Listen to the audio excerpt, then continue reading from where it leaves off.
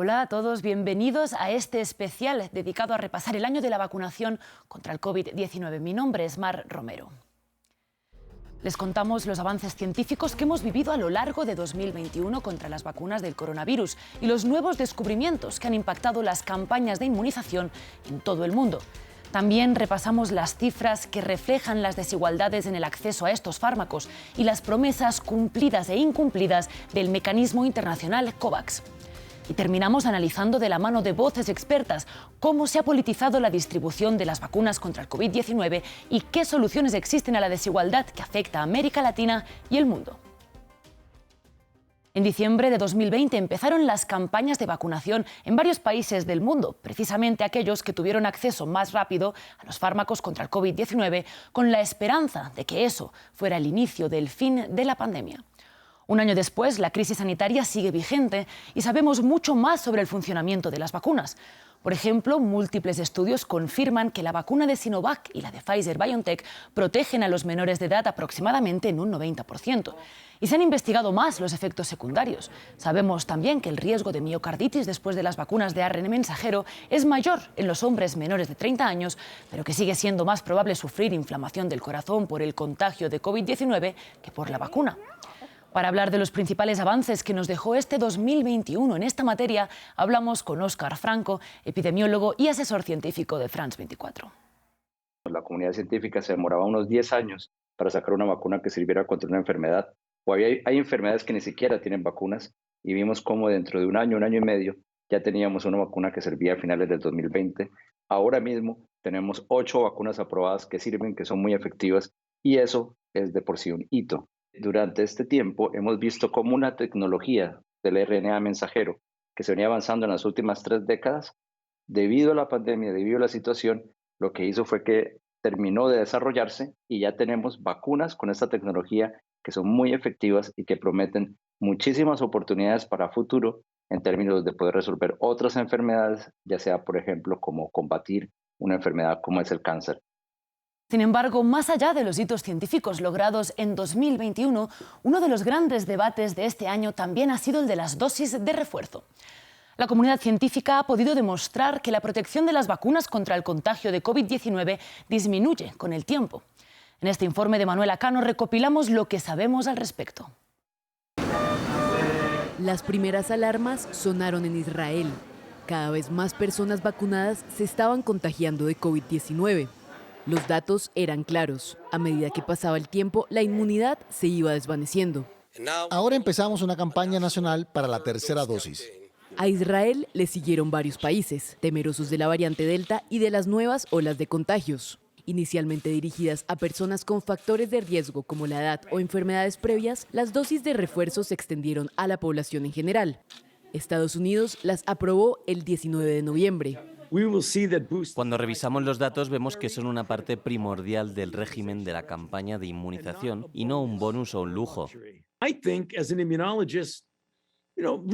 Creo, como inmunólogo, que hay una alta probabilidad de que una dosis extra refuerce lo que llamamos maduración de afinidad y la memoria de las células B y T, para que duren más y sean más poderosas. Sin embargo, el debate envuelve estas dosis de refuerzo. Por un lado, la postura científica. Que el número de anticuerpos disminuya con el tiempo es un proceso previsible del sistema inmune.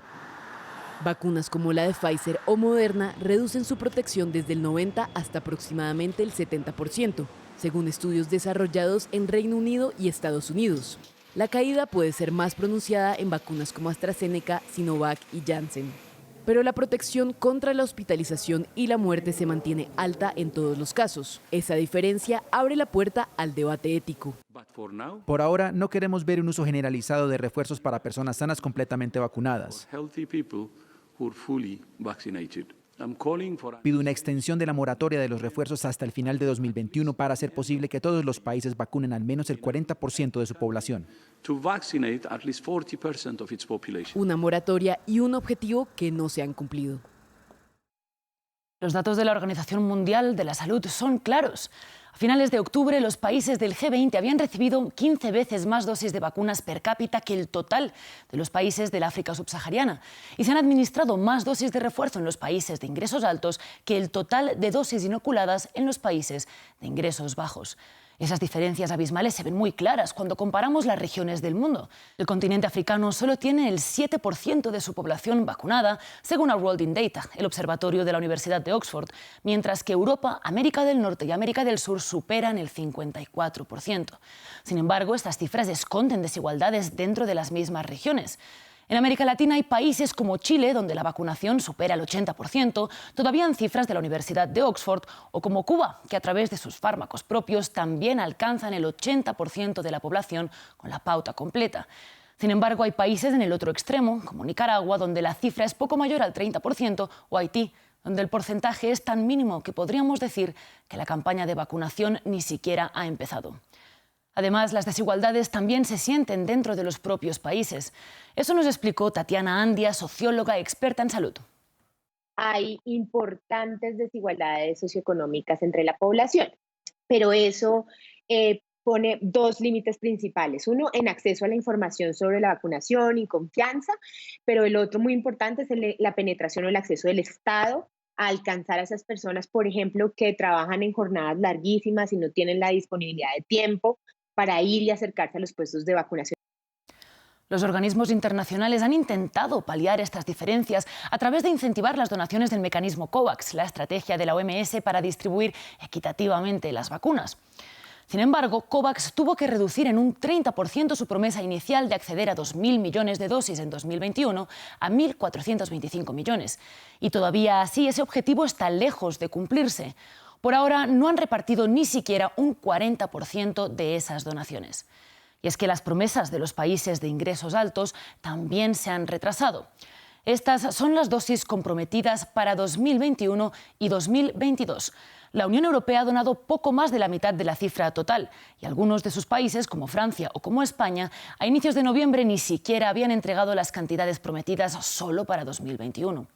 Estados Unidos aseguró que daría 800 millones de dosis de vacunas y por ahora solo el 20% se han donado a COVAX, aunque el país también ha donado a través de acuerdos bilaterales que no se ven reflejados en estas cifras. Buscamos entender los fallos de COVAX de la mano de voces expertas.